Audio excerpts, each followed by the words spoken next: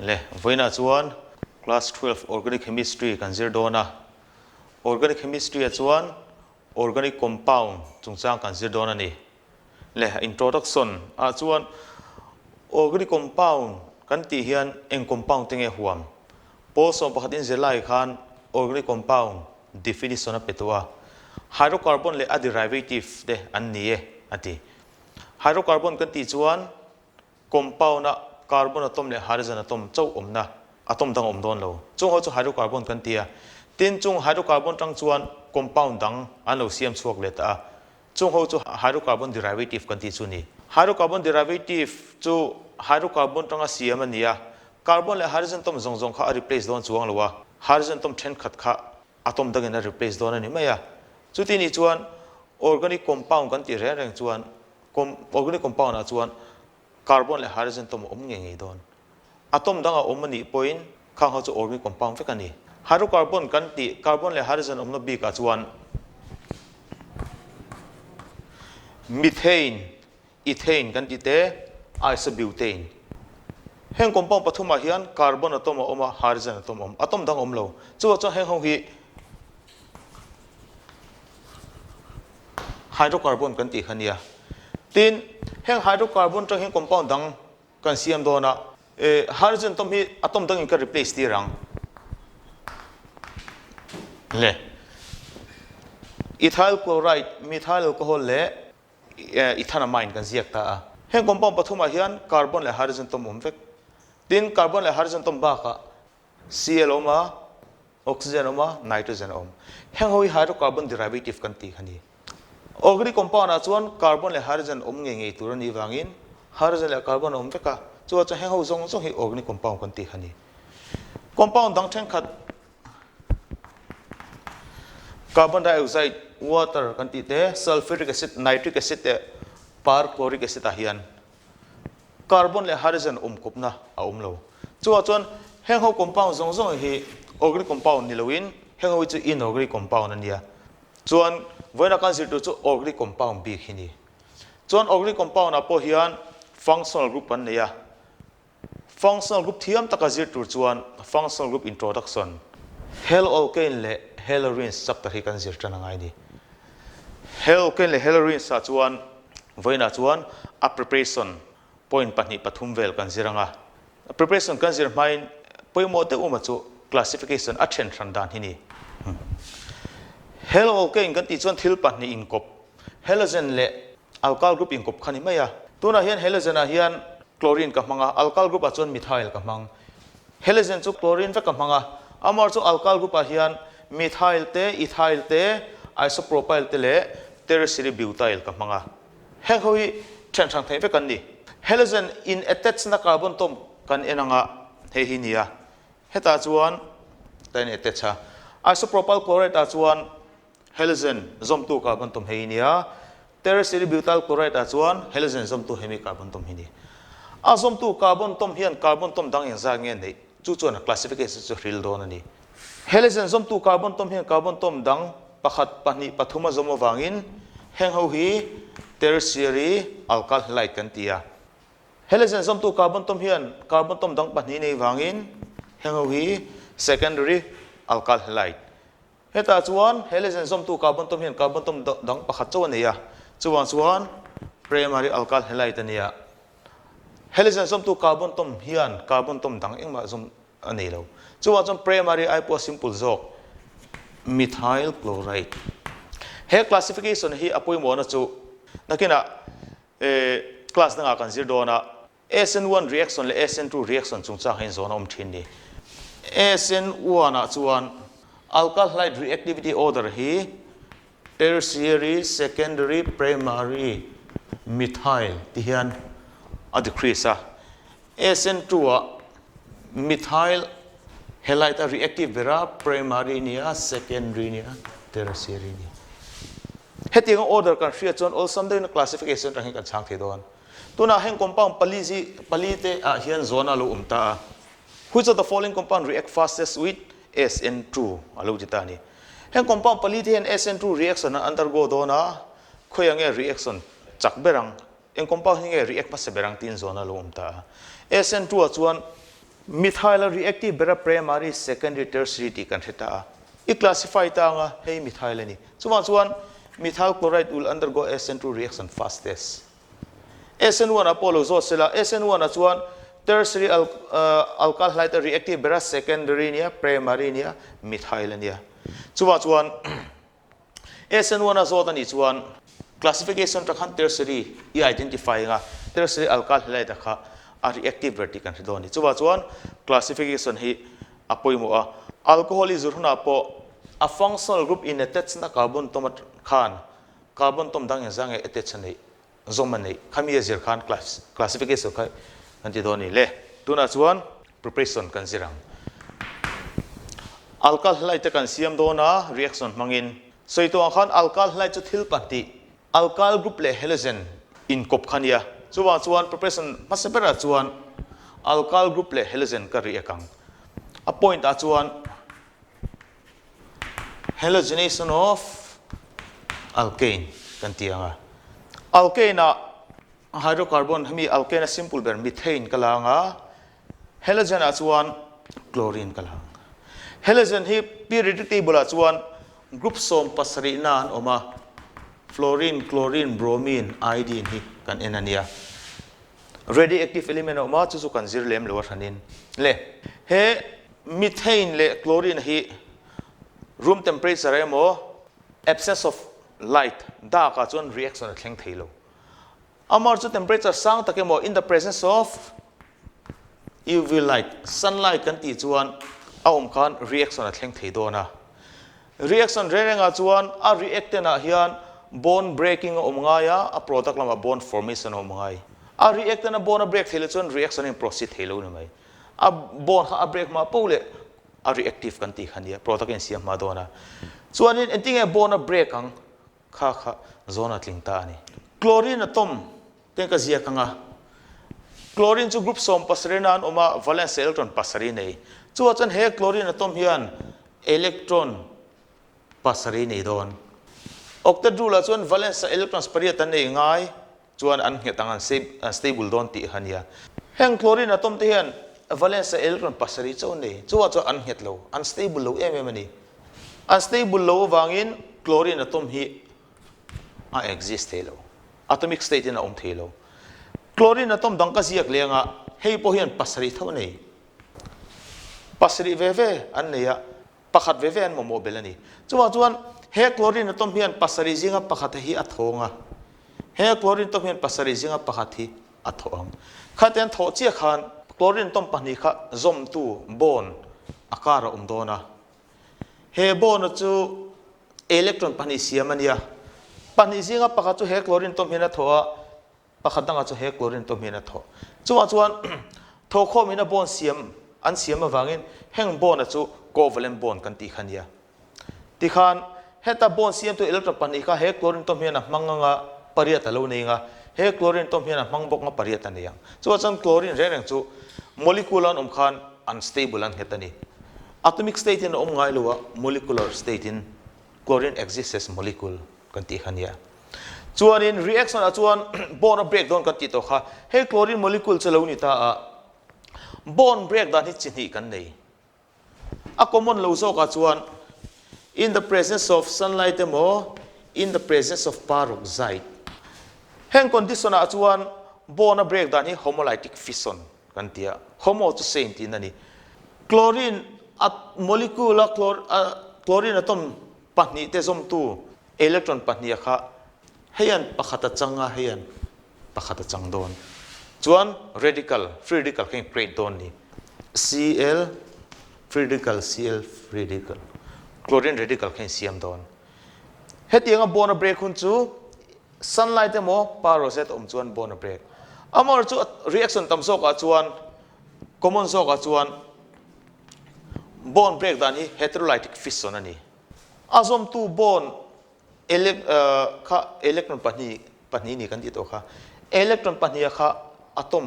engma zo zo khen chang ve ve don tuna chuan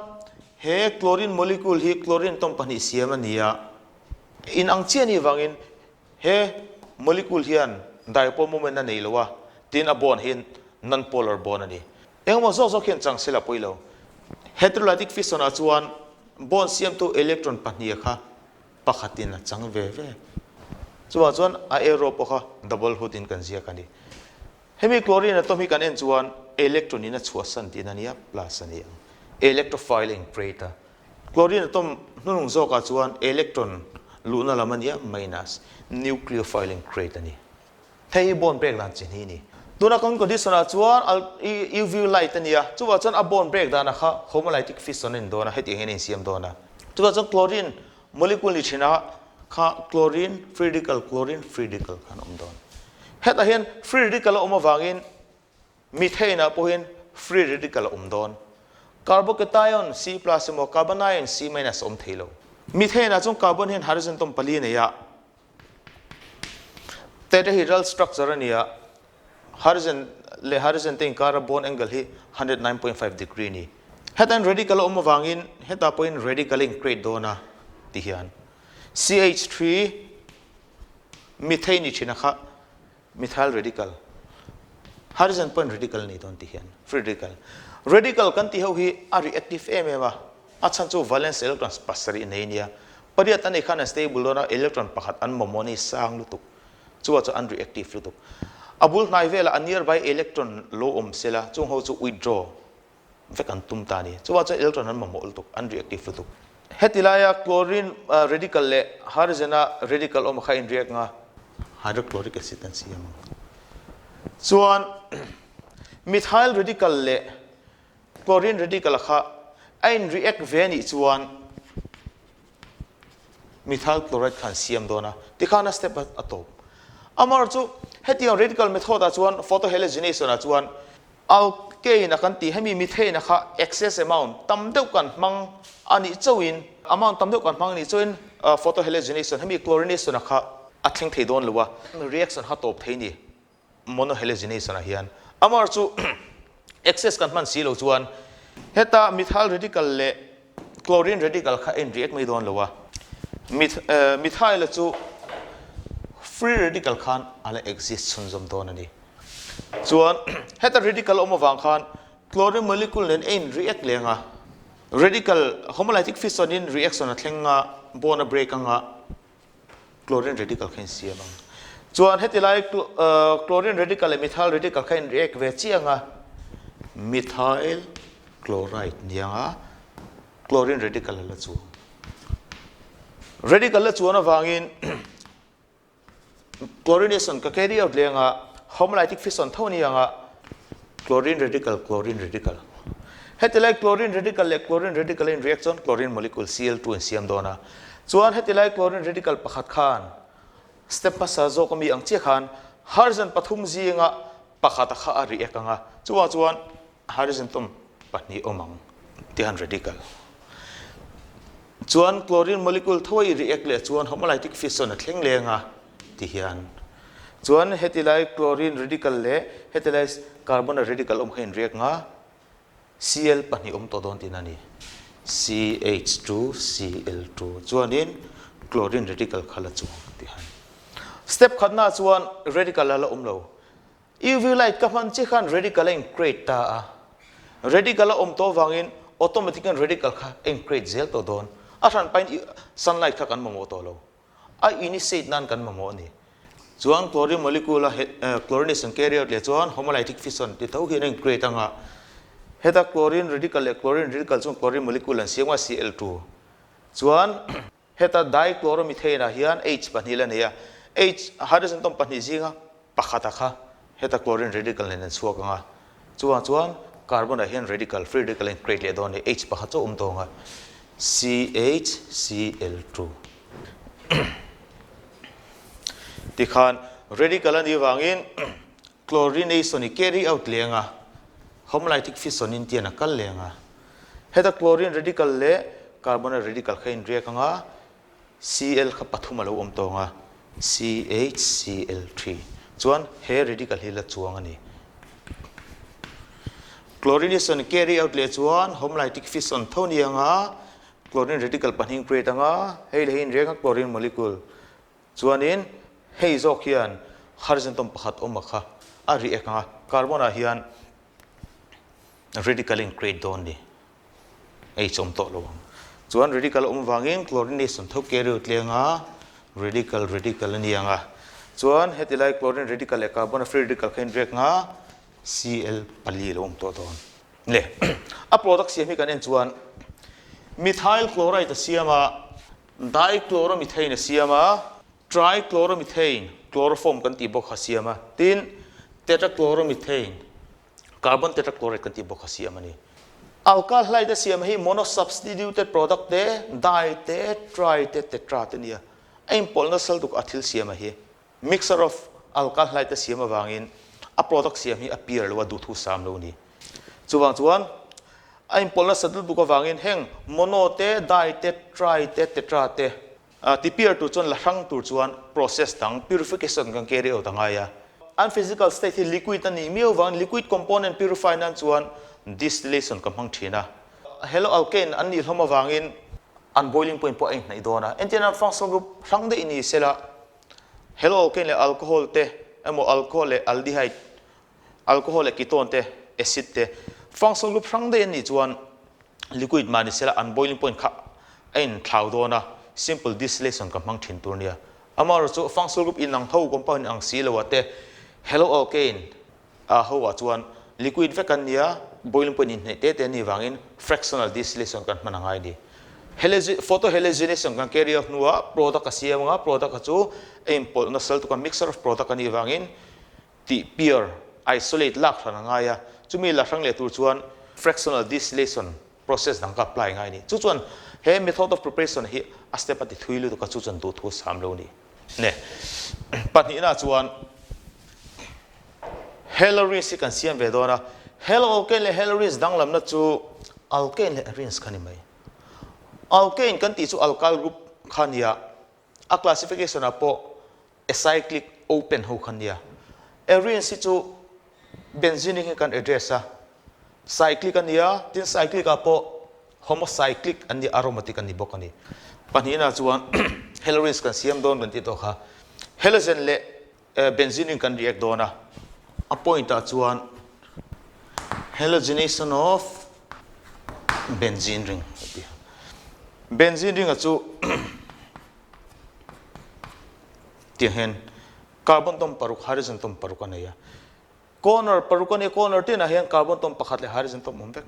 carbon chu a valency tetravalent carbon chu bond pali siam theya he carbon tom hi ka ena bond pakhat pahni pathuma siam to bond pali siam sia pakhat danga chu hydrogen atom tin ani le chlorine and react in the presence of ferric chloride tin ferric chloride ni chon absence of sunlight dark tin ang ne nang renga reactants ne bond breakdown an china kan sei tuwa sunlight ma peroxide om chon homolytic fission bond siam to electron pani kha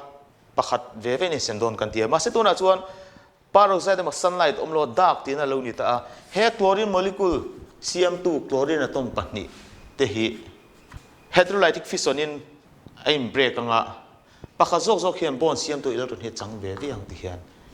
chuan hei chu cl plus ani anga hei zok hi cl minus ni ton chuan in a react pi tu kha benzene ring ani benzene ring a hin enge reaction thleng thin atlang puin benzene ring a chuan electrophilic substitution reaction thleng thin benzene ring a chuan plus aluta substitution plus alu chuak thin plus in plus alu chuatin ani nucleophilic hi athleng khat kop mai thleng zeu rungat chuan het cl plus electrophile cl minus chloride ion nucleophiling crata ring a reaction thleng tur ni wangin electrophile zo ka hi electrophilic substitution thleng thri kan ti kha cl plus zo khilu don cl minus alu don lo ani le alut lo tu zok cl minus khaya lo om viang heta ferric chloride hian cl minus khelo react anga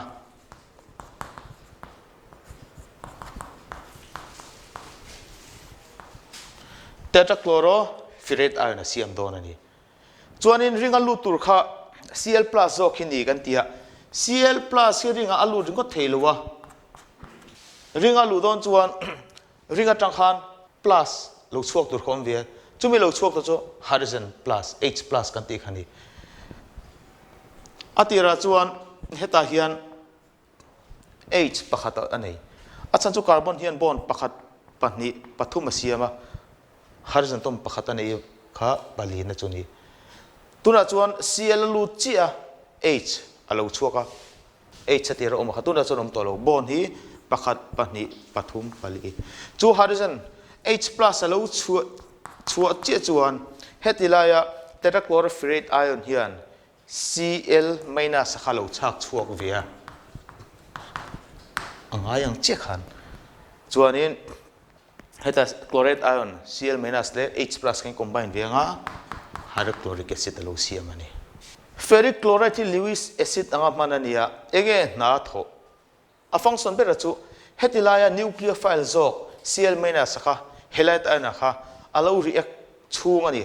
alo keng chung ani halogen carrier angin na thok ani chu chuan chlorination of benzene a chuan chlorobenzene kan siam thei khami step ngai che khan bromination carry out veila bromination of benzene in the presence of ferric bromide ania chlorination ang che khan step kal venga bromobenzene siam nga a byproduct a hydrogen bromide siam iodination carry out ve do nila kan be se dana chuan iodination of benzene a chuan ama achunga chlorination le bromination ang khan iodobenzene siam venga hydrogen iodide siam ang ti kha kan be se dana ni amaro chu hydrochloric acid le hydrogen bromide ti ang lo do hian hydrogen iodide chu heng ho hian reducing agent ro hian a strong gas ani he strong reducing agent hian iodobenzene siam kha benzene allow reduce le a ama chon oxidation undergo tani achung pani chon hydrochloric acid le hydrogen bromide hian bromobenzene te chlorobenzene te kha benzene a reduce le lo amar chu as hydrogen iodide is a strong reducing agent it reduces iodobenzene back to benzene and undergo oxidation reduce le zela chuan iodobenzene kha atira chon in siam ma sela hydrogen iodide khan a reduce le zela bang khan angai lo le zela ni iodobenzene ka siam thelo a le zel iodobenzene ka siam du ni chuan he reducing agent iodobenzene benzene siam le tu kha na thok lo kan siam angai he reducing agent hi na thok lo siam tur chuan neutralize tu tur oxidizing agent kan manangaya oxidizing agent tam takan ne chu jinga chuan HiO4 perchloric acid hi ka mang strong oxidizing agent ani he strong oxidizing agent ka man che khan strong oxidizing agent khan reducing agent kha a oxidize te ya na thok thelo in a siam he reducing agent ber he na tho silo chuan iodobenzene te iodine reduce le tu om to lo chuan a reaction kha forward in a thei chi ani achunga mi te neren an lo chan chu reducing agent om wang ania amar chu oxidizing agent ka man tel khan iodobenzene ka siam thei le fluorination ka carry out vedona kan be sedan chuan fluorobenzene le hydrogen fluoride tura kan be se amar chu fluorination of benzene a fluorobenzene ka theilo iodine I bromine reactive bromine I chlorine reactive chlorine I fluorine here reactive the isogony chuan fluorination of benzene fluorine le benzene reaction so fluorine reactive ever vangin a reaction di control thei ni lowa fluorobenzene chu siam ve thelo tia kha kan thia tangai ni le point number pathumna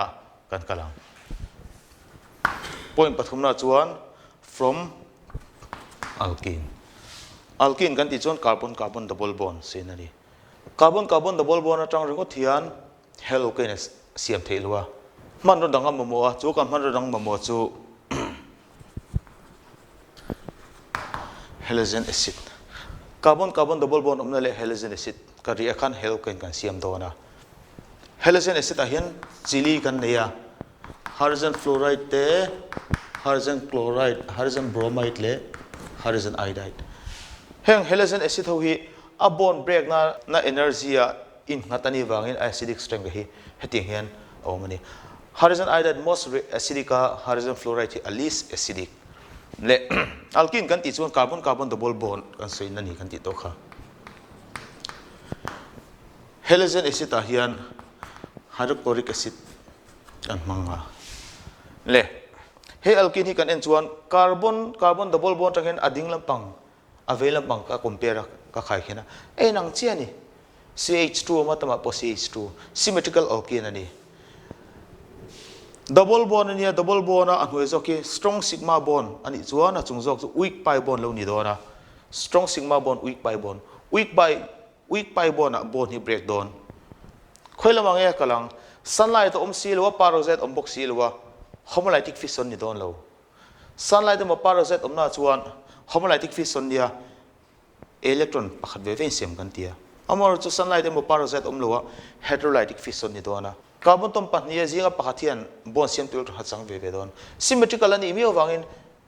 aeng po hian changsela product adanglam theilo tam heng ka kaltirang chuwang chu hemi CH2 chon plus ani nga hemi CH2 hian minus ani yang hydrochloric acid kan ti acid chuan H plus a pichuak theya tuna hian hydrogen le chlorine te kara hian zom tu bond oma he bond ni electron pani siamani in anglawania an electron po chaklam an hmanhmawh electronegativity ka compare chuan hydrogen I chlorine sang de electron po chak de chuan anin kar bond siam tu electron kha alaya theluwa chlorine lama a don chuan chlorine hian electron a chu chak jok tin ani ta bond break point chlorine lama hana kalang ti hian H chu plus angin kalanga Cl chu minus angin chuan hetilaya H plus le carbon C minus kain react nga CH3 dia nga carbocation C plus le chloride alkane react chuan heta hian Cl lo lutang ClCH2 heta hian H lu dona CH3 chloroethane ethyl chloride ka siamani amar chu he alkene kanti carbon double bond hi dinglampang le velampang kan en chuan en anglo